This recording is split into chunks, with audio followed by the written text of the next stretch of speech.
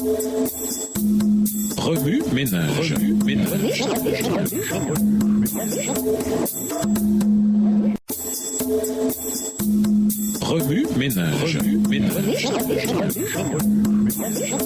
Bienvenue dans votre émission. Remue ménage. Nous voilà à la leçon de Marthe investiguée. Lisons Matthieu 19, les versets 11 et 12, 1 Corinthiens 7, les versets 25 à 40, Matthieu 21, les versets 12 et 13, 1 Corinthiens 7, les versets 1 à 16, Genèse 2, le verset 18 et Marc 3, les versets 31 à 35. Matthieu 19, les versets 11 à 12. Il leur répondit, tous ne comprennent pas cette parole, mais seulement ceux à qui cela est donné. Car il y a des eunuques qui le sont dès le ventre de leur mère. Il y en a qui le sont devenus par les hommes. Et il y en a qui se sont rendus tels eux-mêmes à cause du royaume des cieux. Que celui qui peut comprendre, comprenne. 1 Corinthiens 7, les versets 25 à 40. Pour ce qui est des vierges, je n'ai point d'ordre du Seigneur, mais je donne un avis comme ayant reçu du Seigneur miséricorde pour être fidèle. Voici donc ce que j'estime bon à cause des temps difficiles qui s'approchent. Il est bon à un homme d'être ainsi. Es-tu lié à une femme? Ne cherche pas à rompre ce lien. N'es-tu pas lié à une femme? Ne cherche pas une femme. Si tu t'es marié, tu n'as point péché. Et si la Vierge s'est mariée, elle n'a point péché. Mais ces personnes auront des tribulations dans la chair, et je voudrais vous les épargner. Voici ce que je dis, frères, c'est que le temps est court. Que désormais ceux qui ont des femmes soient comme n'en ayant pas. Ceux qui pleurent comme ne pleurant pas. Ceux qui se réjouissent comme ne se réjouissant pas. Ceux qui achètent comme ne possédant pas. Verset 31. Et ceux qui usent du monde comme n'en usant pas, car la figure de ce monde passe. Or, je voudrais que vous fussiez sans inquiétude. Celui qui n'est pas marié s'inquiète des choses du Seigneur, des moyens de plaire au Seigneur. Et celui qui est marié s'inquiète des choses du monde, des moyens de plaire à sa femme. Il y a de même une différence entre une femme et la Vierge. Celle qui n'est pas mariée s'inquiète des choses du Seigneur, afin d'être sainte de corps et d'esprit. Et celle qui est mariée s'inquiète des choses du monde, des moyens de plaire à son mari. Je dis cela dans votre intérêt. Ce n'est pas pour vous prendre au piège, c'est pour vous porter à ce qui est bienséant et propre et vous attacher au Seigneur sans distraction. Verset 36. Si quelqu'un regarde comme déshonorant pour sa fille de dépasser l'âge nubile et comme nécessaire de la marier, qu'il fasse ce qu'il veut, il ne pêche point qu'on se marie. Mais celui qui a pris une ferme résolution, sans contrainte et avec l'exercice de sa propre volonté, et qui a décidé en son cœur de garder sa fille vierge, celui-là fait bien. Ainsi, celui qui marie sa fille fait bien, et celui qui ne la marie pas fait mieux. Une femme est liée aussi longtemps que son mari est vivant. Mais si le mari meurt, elle est libre de se marier à qui elle veut, seulement que ce soit dans le Seigneur. Elle est plus heureuse néanmoins si elle demeure comme elle est, suivant mon avis. Et moi aussi, je crois avoir l'Esprit de Dieu. Matthieu 21, les versets 12 et 13. Jésus entra dans le temple de Dieu et il chassa tous ceux qui vendaient et qui achetaient dans le temple. Il renversa les tables des changeurs et les sièges des vendeurs de pigeons. Et il leur dit, il est écrit, ma maison sera appelée une maison de prière, mais vous en faites une caverne de voleurs. 1 Corinthiens 7, les versets 1 à 16. Pour ce qui concerne les choses dont vous m'avez écrit, je pense qu'il est bon pour l'homme de ne point toucher de femme. Toutefois, pour éviter l'impudicité, que chacun ait sa femme et que chaque femme ait son mari, que le mari rende à sa femme ce qu'il lui doit et que la femme agisse de même envers son mari. La femme n'a pas autorité sur son propre corps, mais c'est le mari. Et pareillement, le mari n'a pas autorité sur son propre corps, mais c'est la femme. Ne vous privez point l'un de l'autre, si ce n'est d'un commun accord pour un temps, afin de vaquer à la prière. Puis, retournez ensemble, de peur que Satan ne vous tente par votre incontinence. Verset 6. Je dis cela par condescendance. Je n'en fais pas un ordre. Je voudrais que tous les hommes fussent comme moi, mais chacun tient de Dieu un don particulier, l'un d'une manière, l'autre d'une autre. À ceux qui ne sont pas mariés et aux veuves, je dis qu'il leur est bon de rester comme moi. Mais s'ils manquent de continence, qu'ils se marient, car il vaut mieux se marier que de brûler. À ceux qui sont mariés, j'ordonne non pas moi, mais le Seigneur, que la femme ne se sépare point de son mari. Verset 11. Si elle est séparée, qu'elle demeure sans se marier, ou qu'elle se réconcilie avec son mari, et que le mari ne répudie point sa femme.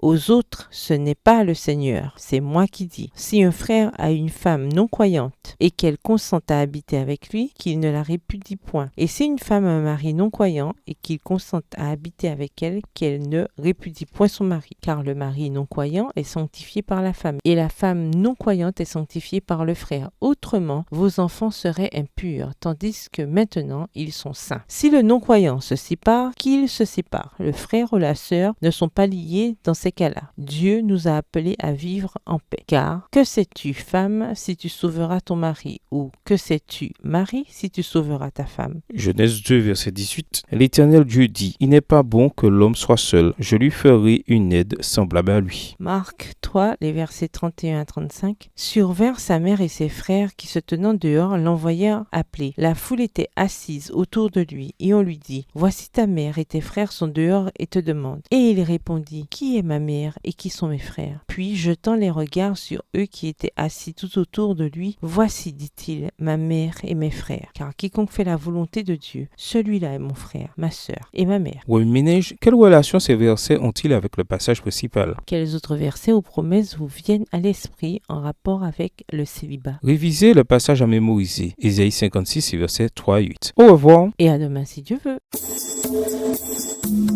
Remue ménage. Remue ménage.